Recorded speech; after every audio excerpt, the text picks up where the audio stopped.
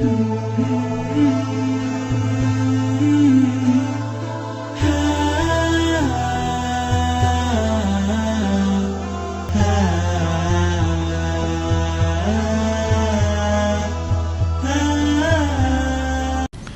pernah dengar dari salah satu ustadz, lebih baik tidak usah berinfak ke seorang pengemis karena membuat mereka menjadi malas.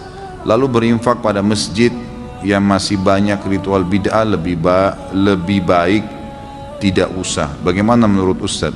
Ya itu mungkin juhud beliau ya. Ini usaha pribadi barangkali. Kalau menurut saya ya. Karena dalam Islam, kalau hadis yang kita pegangi riwayat Al-Hakim dengan sanad sahih, kata Nabi SAW, kalau datang kepadamu seseorang yang meminta sementara dia di atas tunggangannya, berilah, karena kau lebih mulia. Berarti ada perintah memberi. Mau bagaimanapun keadaan dia di atas tunggangan ini, ulama hadis menekankan berarti dia kaya, dia mampu, tapi dia minta. Hadis Bukhari mengatakan, yadul ulya khairum yadis sufla. Tangan yang memberi lebih baik daripada tangan yang menerima.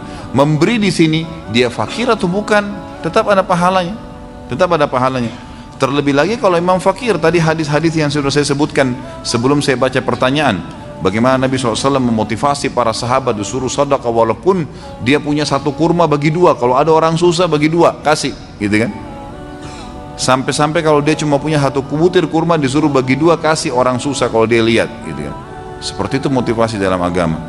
Kalau ada perkataan seorang ustadz, dia mengatakan bahwasanya tidak usah memberi karena melatih pengemis untuk terbiasa. Dari mana dia punya jaminan si fakir yang sedang minta itu, yang mengemis itu memang bisa bekerja? Bukankah sekarang, saya tanya ikhwani, bukankah sekarang banyak sarjana menganggur? Bukankah banyak orang yang fisiknya masih sehat mau bekerja jadi pembantu rumah tangga nggak diterima? Banyak sekali. Banyak sekali, gitu kan. Saya temui kemarin menjelang lebaran di depan tempat saya di Condet itu, banyak sekali orang, kesian satu keluarga dengan istrinya, dengan anaknya pakai gerobak sampah keliling.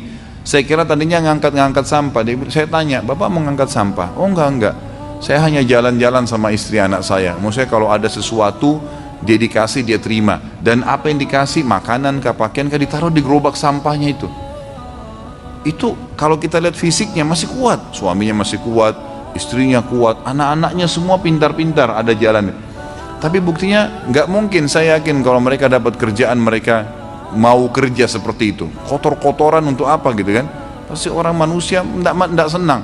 Tapi begitulah, tidak semudah apa yang kita bayangkan. Jadi jangan kita tarik potensi yang sedang ada atau kelebihan yang sedang ada pada diri kita berarti semua orang sama, gitu. Kita bisa melamar kerja, dapat kerja, berarti semua orang bisa melamar, dapat kerja. Buktinya banyak orang yang ditolak melamar kerja, gitu kan? Banyak. Jadi kita nggak bisa tahu. Makanya dalam Islam hukumnya hukum zahir yang kelihatan. Ada orang minta, kasih aja.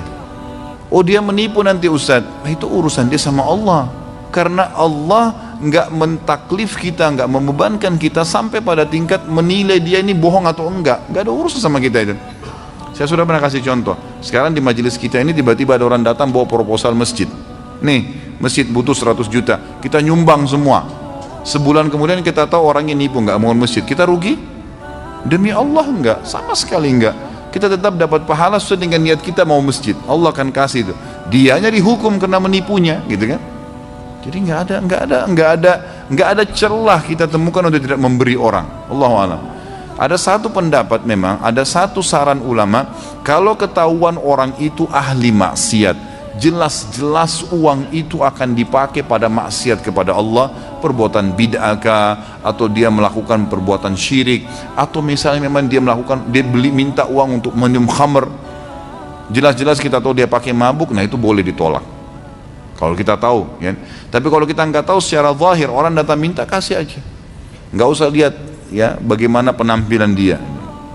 Itu yang saya tahu, Allahu a'lam.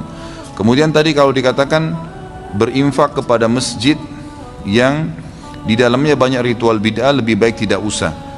Mungkin lebih baik, Allahu a'lam. Kalau kata-kata lebih baik mungkin ya.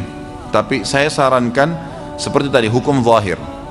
Kita masuk ke masjid, kita nggak tahu masjid ini jalanin sunnah atau enggak, atau banyak bid'ahnya atau enggak. Udah celengan masjid lagi lewat, kita mau bersedekah, sedekah aja.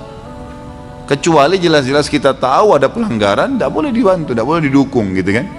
Tapi hukumnya hukum zahir semua, yang kelihatan depan mata itu yang kita hukumi. Allahu a'lam.